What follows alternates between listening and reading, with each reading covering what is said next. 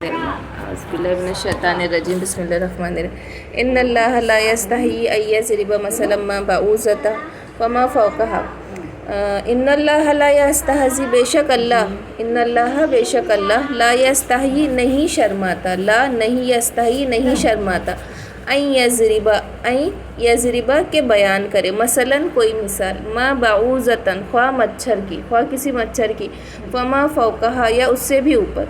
अब अल्लाह पाक के बारे में ये क्या कह रहा है अल्लाह पाक के अल्लाह पाक नहीं शर्माता कि वो किसी मच्छर की मिसाल किस में बयान करे, कुरान करीम में बयान करे। क्या बात हुई थी कि कुरैश क्या कहने लगे थे कि पहले तो कैसे उन्होंने इस कुरान को सिरे से नकारा, अलग अलग तोहमतें बांधी, इसको शायर का कलाम कहा और इसको काहिन का कलाम कहा। फिर क्या कहने लगा कि आपके कुरान में तो मक्खी की और मकड़ी की मिसाल है, जैसे सूरह है नमल है, सूरह नमल है, सूरह अनकबूत है। मकड़ी और मक्खी की मिसाल क्यों है? जब अल्लाह पाक इतना अज़ीम शान है तो वो ऐसे छोटी छोटी जानदारों की मिसाल क्यों दे रहा? अब उन्होंने ये एक नया फितना खड़ा करने की कोशिश की थी, नया मतलब उसमें ऐब ढूंढने की कोशिश की थी। तो इसके जवाब में अल्लाह पाक ने ये आयत नाज़िल की कि अगर उस वक्त मच्छर की भी बयान करने की ज़रूरत रहे, कम से हकीर चीज़ की भी, फ़ौक़हा उससे भी ऊपर से, मतलब उससे भी ज़्यादा हकीर, फ़ौक़हा यानी उससे अच्छा नहीं, उससे ज़्यादा हकीर भी कोई मिसाल बयान करनी पड़ जाए अल्लाह पाक को, तो अल्लाह पाक इससे भी नहीं शर्माता। फ़अम्मल्लज़ीना आमनू और वो लोग जो ईमान लाए, फ़यअलमूना वो जान लेते हैं, अन्नहुल हक़्क़ु कि यह हक़ है, मिन रब्बिहिम उनके रब की तरफ से। अम्मल्लज़ीना कफ़रू और वो लोग जो काफिर हैं, फ़यक़ूलूना फिर वो कहते हैं माज़ा अरादल्लाहु, माज़ा क्या, अरादल्लाहु इरादा है अल्लाह का, बिहाज़ा मसलन इस मिसाल से, युदिल्लु बिही कसीरा इससे बहुत से लोग गुमराह होते हैं, युदिल्लु बिही कसीरा इससे बहुत से लोग गुमराह होते हैं, वयहदी बिही कसीरा और बहुत से लोग इससे हिदायत पाते, वमा युदिल्लु और नहीं गुमराह होते बिही इससे इल्लल फासिकीन मगर फासिक। अब अल्लाह पाक क्या फरमा रहा है कि ये मिसाल बयान करने के वक्त जो हक़ जानने वाले हैं और जो मोमिन है वो जान लेते हैं कि अल्लाह पाक का इससे इरादा क्या था, अल्लाह पाक का इससे क्या इरादा था। और जिसको इससे हिदायत हासिल करनी रही वो हर आयत से हिदायतें खोज के हासिल कर लेता, और जिसको इसमें कजी निकालना रहा वो उससे और गुमराह हो जाता। अल्लाह पाक भी क्या करता और उनको उनकी गुमराही में बढ़ा देता। लेकिन अल्लाह पाक का वादा क्या है, इसको कुरान से मोमिन हिदायत ही लेगा, जो हिदायत की तलब से पढ़ेगा उसको हिदायत ही मिलेंगी, और जो गुमराही और कजी निकालने की तलब से पढ़ेगा उसको गुमराही मिलेंगी। और कौन गुमराह होते हैं इससे? युदिल्लु बिही गुमराह नहीं होते, इल्लल फासिकीन मगर फासिक, सिर्फ फासिक ही इससे गुमराह होते हैं। अब फासिक से मुराद क्या है? फासिक से मुराद वो है जो अल्लाह ताला का हुक्म इलाही से इनकार करता है, जो जितने काफिर है वो फासिक है। और जो मोमिन गुनाहगार है, जो गुनाह कर रहे हैं बड़े बड़े, अल्लाह पाक के अहकाम की पाबंदी नहीं करते, वो मोमिन वो भी फासिक है। और ऐसे मोमिन, ऐसे मुसलमान जो गुनाह कबीरा कर रहे हैं उसमें फिर माफ़ी तलाफ़ी नहीं कर रहे, और गुनाह सगीरा छोटे गुनाहों पर भी अपनी वो छोटे गुनाहों पर भी इस्तिक़रार कर रहे, उसको छोड़ नहीं रहे, वो भी फासिक है।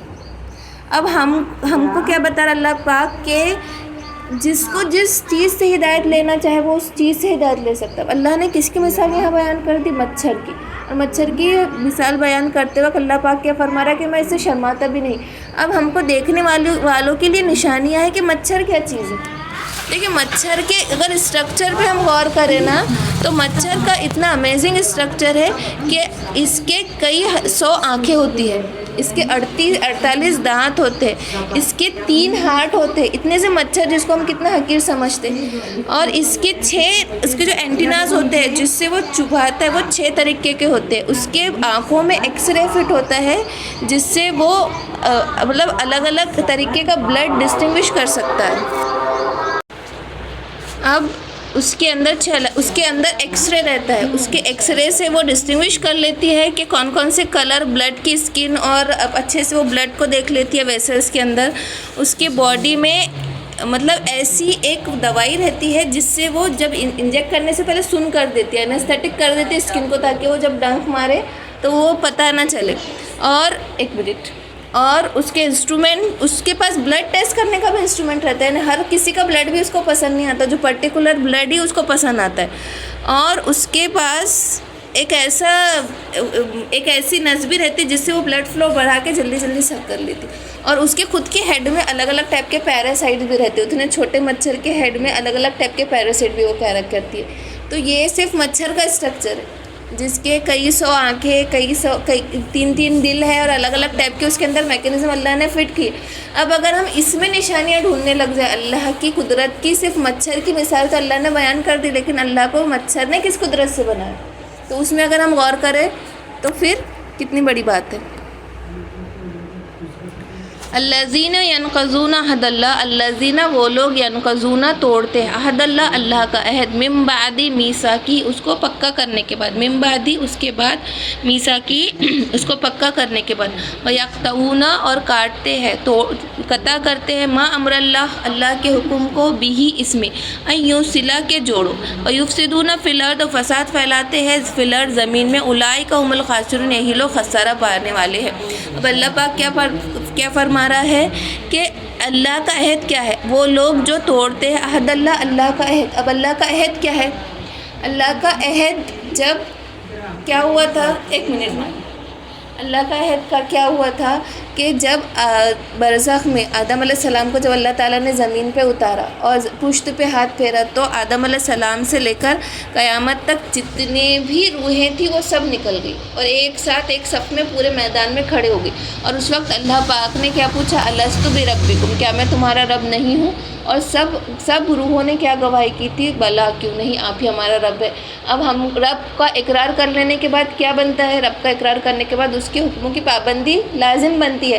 تو یہ سارے کے سارے ہر ایک انسان کی روح اس وقت عہد لے کر آئی ہے، یہ اللہ کا عہد ہے. اس کو کہا گیا کہ اب اس دنیا میں آنے کے بعد کیا کر لیے، ہماری روحوں نے، ہمارے جسموں نے اس عہد کو توڑ دیا، سب نے توڑ دیا نا. وہ لوگ جو توڑتے عہد اللہ، اللہ کا بعد من بعد میثاقی اس کو پختہ کرنے کے بعد. اب عہد اور میثاق میں کیا فرق ہے؟ بار بار عہد اور میثاق کے دو الفاظ آتے. عہد کا معنی ہے کہ دو لوگوں کے بیچ میں معاملات طے ہو جانا عہد. اور میثاق کیا ہے؟ جب اس پہ قسم کھا کے اس کو مضبوط کر لینا، وہ میثاق ہے. اس عہد کے اوپر قسمیں کھا کے اس کو اتنا مستحکم کر لینا تو وہ عہد میثاق بن جاتا ہے. تو کیا کیا، میثاق لینے کے بعد عہد کو میثاق بنایا، اس پہ قسمیں کھائی اور اس کے بعد توڑ دیا. وَيَقْطَعُونَ مَا أَمْرَ اللَّهِ قطع کرتے ہیں جو اللہ کا حکم ہے، ان یوصلا کے جوڑو، اللہ کا حکم تھا جوڑو کا. اب کیا اللہ کے حکم کو کس طرح توڑتے ہیں کہ حقوق اللہ تو خراب کرتے، لیکن اللہ نے حقوق اللہ کے ساتھ حقوق العباد بھی بہت سارے رکھے تھے کہ ماں باپ کا حق، بیوی کا حق، رشتہ داروں کا حق، پڑوسیوں کا حق. اب ان سارے حقوق کو بھی قطع کرتے ہیں، ان سارے حکموں کو بھی توڑتے ہیں. اور ان سارے حکموں کو توڑنے کے بعد کیا ہوگا، دنیا میں انتشار پھیلے گا نا. اگر ہم کسی کی حق تلفی کریں گے، مطلب اچھائی کیسے رہتی ہے، جب ہم اچھے سے سب کا حق ادا کرتے تو اچھائی بنی رہتی ہے ایک سوسائٹی میں. لیکن خراب کب ہوتی ہے سوسائٹی، جب ہم حق تلفی، حق مارنا شروع کر دیتے. اس کا حق مار دیا، ہماری اتنی زمین تھی ہم اس کی زمین میں گھس جائیں گے تو ظاہر سی بات ہے پھر وہ ہم سے لڑائی نہیں کریں گا. فساد کیسے ہوگا، یہ چھوٹے لیول سے پھر بڑھ کے بڑے لیول پہ جب بڑے حق مارنا شروع کر دیں گا، انسانیت کے خلاف کام کرنا شروع کر دیں گا تو اپنے آپ کیا ہوگا، یفسدون فی الارض، زمین میں فساد پھیلے گا. تو اللہ تعالیٰ یہاں وہی ذکر کر رہا ہے کہ اسلام کیا نام تھا، اسلام تھا سارے حقوق کی پابندی کرنے کا. ان حقوق کی پابندی کرنے کا نام ہی اسلام تھا. لیکن اس اسلام سے ہٹ کر انسان جو کام کرتا ہے وہ یفسدون فی الارض، وہ فساد ہی پھیلاتا ہے زمین میں. اولئک هم الخاسرون، اور ایسے لوگ کیا ہے، خسارے میں ہیں. کیف تکفرون باللہ، کیف کیسے، تکفرون تم کفر کرتے ہو، انکار کرتے ہو، باللہ اللہ کا، وکنتم امواتا جبکہ تم مردہ تھے، فاحیاکم پھر تم کو زندہ کیا، ثم یمیتکم پھر تم کو موت دیں گا، ثم یحییکم پھر تم کو زندہ کریں گا، ثم الیہ ترجعون پھر اسی کی طرف لوٹ کر جانے والے ہو. اب انسان اپنے آپ کی پیدائش پہ غور کرے تو وہ ایک نطفہ تھا، ایک بے جان سا لکوڈ تھا جس میں کوئی جان نہیں تھا، ذرات کی شکل میں پھیلا ہوا تھا. پھر اللہ تعالیٰ نے اس کو رحم میں قرار دیا، ماں کے عورت کے رحم میں، اور اس کو ایک جیتا جاگتا، وہاں پہ ڈیولپمنٹ ہو کے ایک جیتا جاگتا انسان بنا. وہ انسان اب پورے زندگی گزار کے پھر سے مرے گا، پھر سے مر کر وہ پھر سے پوری مٹی میں گھل جائے گا، اس کا جسم سڑ جائے گا، پھر سے ذرات کی شکل میں وہ بکھر جائے گا، اور اللہ انہی ذرات کو دوبارہ جمع کر کے پھر سے اس میں جان ڈالے گا. کتنی بڑی یہ چیز ہے. اور اس کے بعد یہ سب جاننے کے بعد بھی تم کیا کرتے ہو، کفر کرتے ہو، اور جبکہ اسی کی طرف لوٹ کے جانا ہے. ثم الیہ ترجعون، اور اسی کی طرف لوٹ کر جانا ہے. هو الذی، وہی ہے، الذی جس نے، خلق بنائے، لکم تمہارے لیے، ما فی الارض زمین میں، جمیع سب کا سب. ہم نے اس سے پہلے آیاتوں میں دیکھے تھے نا، اللہ تعالیٰ نے زمین کی پیداوار، زمین کی پیدائش، آسمان کا پانی، پانی کا آسمان سے نکلنا، پھلوں کا اگنا، رزق کا ملنا، یہ سب تعریف اللہ نے پہلے ہی یہ سب باتیں بیان کر دی کہ زمین میں جتنا کچھ ہے وہ اللہ نے خلق لکم تمہارے لیے پیدا کیا. ثم استوى، پھر استوى اس نے ارادہ کیا، قصد کیا، الی السماء آسمان کی طرف، فسواہن پھر برابر کر دیا، سبع سماوات 7 آسمان، وہو بکل شیء علیم اور جو کچھ ہے ہر چیز اس کے علم میں احاطہ کی ہوئی ہے، وہو بکل شیء علیم وہ ہر چیز کا جاننے والا ہے. اللہ تعالیٰ نے زمین سب سے پہلے کیا زمین کی پیدائش کا ذکر کیا، اس کے بعد اللہ نے کیا کہا کہ اللہ نے تمہارے لیے سب کا سب زمین میں بنایا، پھر آسمان کا رخ کر کے 7 آسمان بنا دیا. اب اس 7 آسمانوں سے کیا مراد ہے؟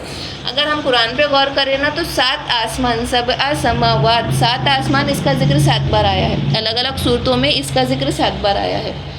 اور اب 7 آسمان تک تو کسی کو سائنٹسٹ پہنچ ہی نہیں پایا، ابھی تک کوئی نہیں پہنچ پایا کہ 7 آسمان کیا. ہم جو دیکھ رہے ہیں وہ ایک آسمان ہے.